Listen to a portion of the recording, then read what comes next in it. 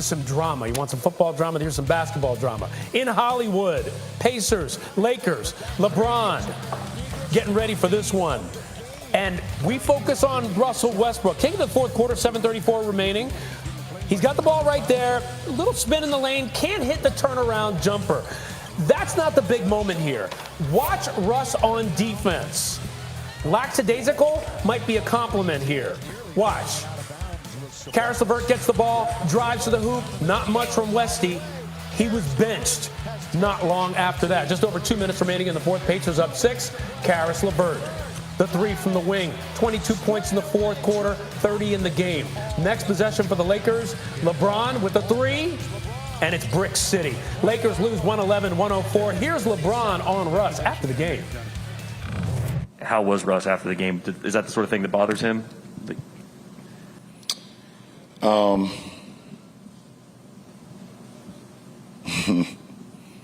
Have you followed Russ throughout his career?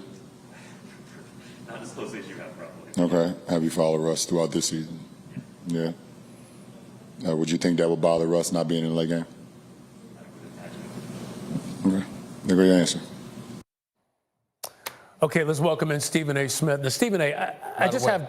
Good to see you. But before I get into basketball, we going to need an explanation later on why Damian Woody is at his house and his hair ain't combed. We need to talk about that another time. I mean, I don't understand it. I mean, the hair's a little wild. Now, I don't have an IFB in my ear, Damian Woody, so I can't hear you. What you trying to do, rock a Jerry curl or something? I mean, what the hell is going on? I mean, I'm talking basketball, so I'll get to you later. I just wanted to let you know I noticed that the hair was a little ragged, and you need to do better. Never. Okay. Never You heard what I said. You heard what I said.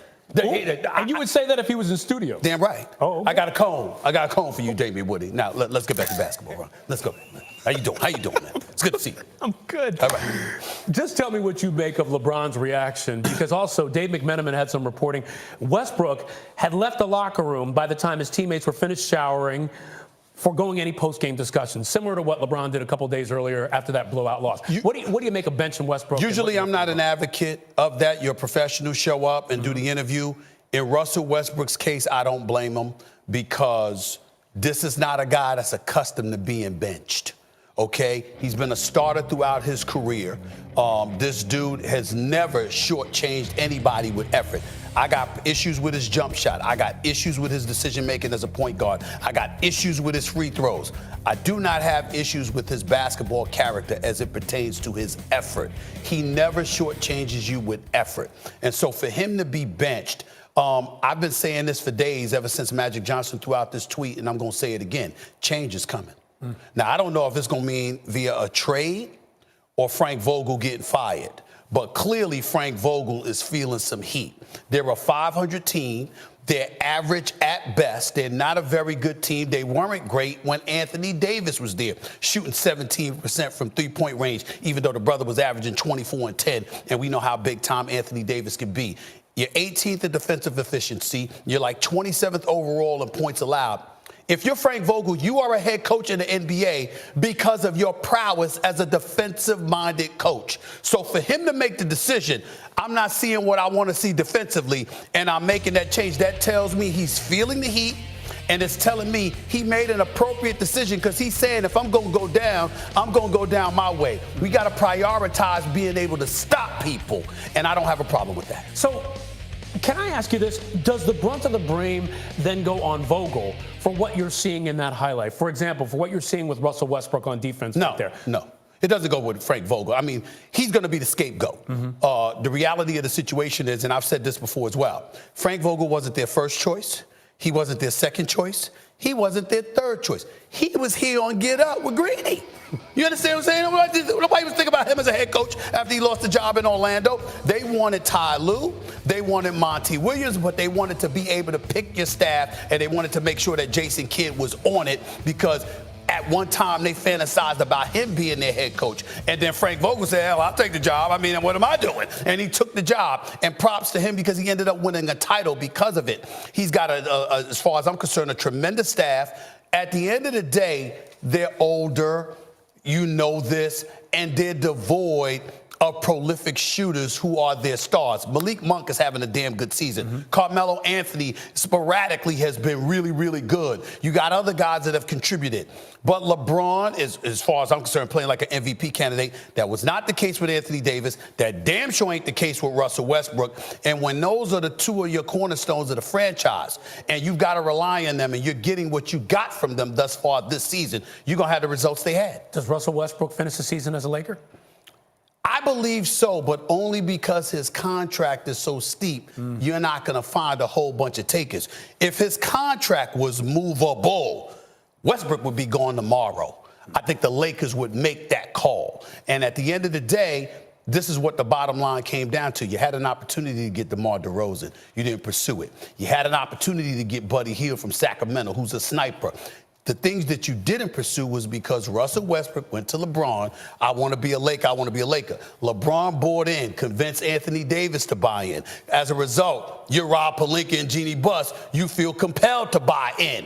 And in the end, this is LeBron James' mess as well as anybody else's because you are the champion wherever you go. And we got to listen to a four-time champion who's been to 10 NBA Finals, who is nothing short of a basketball savant. You know the game, and you said, hey, we could use this brother. He would be helpful.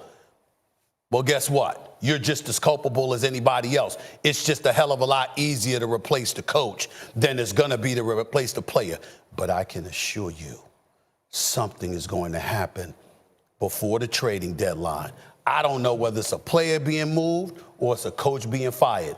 But as the Lakers presently stand, this is unacceptable. Magic Johnson put out those cold words on Twitter, put Jeannie Buss's name in it. All I'm going to tell you is I've known Magic Johnson for a quarter century. I don't have to talk to him directly to tell you what he's thinking. I've proven throughout the years I know exactly what the hell he's thinking. That was cold word to Jeannie. Enough's enough. Yep. You got to make a move. A move will be made. You can book it. Oh, can't wait to hear you talk about. You're going to be talking about this on First Take. Come on now, it's First Take. Of course. Right? Can't wait to see that happen. Right. And by the way, you're going to have Woody on too? Well, he got to comb his hair. Oh. He got, I mean, the hair right there, the hairdo, you can't just do that. See, he think he's so smooth. He got on a blue tie today, and last week it was a red tie, and he was looking sharp. The suit game, Woody has elevated his suit game. I got to give credit where credit is due. But he trying to look at the piano in the background like he Mozart or somebody. You know, it's a Picasso. I don't know what the hell it is. Knife, right? With regards to Westbrook, by the way, this is really interesting. With regard to him being benched, our Lakers reporter Dave McMenamin reported after the game, one source close to the situation described the message from management to the staff as, you got to do what you got to do. Now, he also wrote, quote, reporters weren't the only people Westbrook avoided after the game. He had already vacated the locker room by the time his teammates were finished showering, sources told ESPN, foregoing any post-game discussion with the team. Now, we welcome in Jay Will to the show. And Jay Will, that is so key to me right there. Because right there, you got somebody, he's just walking out of the game, vacating the locker room. You know, I think a lot of fans hear that and they say, wow, why is that happening? What's going on? What do you think was behind Westbrook's benching and what you're seeing right now in Hollywood? Well, obviously the video shows a lack of defensive effort after a missed shot, right? And that's something where if you're Frank Vogel, you can only coach effort so much. You need your players to do that. I want people to think about this for 1 second. In a span of 5 days, we've had LeBron James, after an embarrassing loss to the Nuggets where they got blown out, didn't talk to the media, left early. Now, 5 days later, we have Russell Westbrook, their other star player, do the same. Internally, there's something massive happening here. Now, I don't think the personnel fits. It doesn't seem to work to me. Frank Vogel will probably be the scapegoat.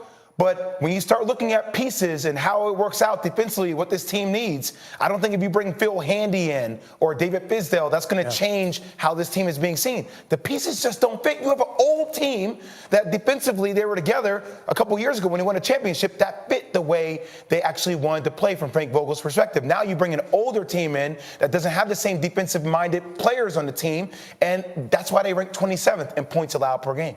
Yeah, okay, so then if that's the case, I'm sure Lakers fans are watching this right now, screaming at the TV. So what do we do about this? How do we fix it, given the personnel we have? You see what trade packages are out there for a guy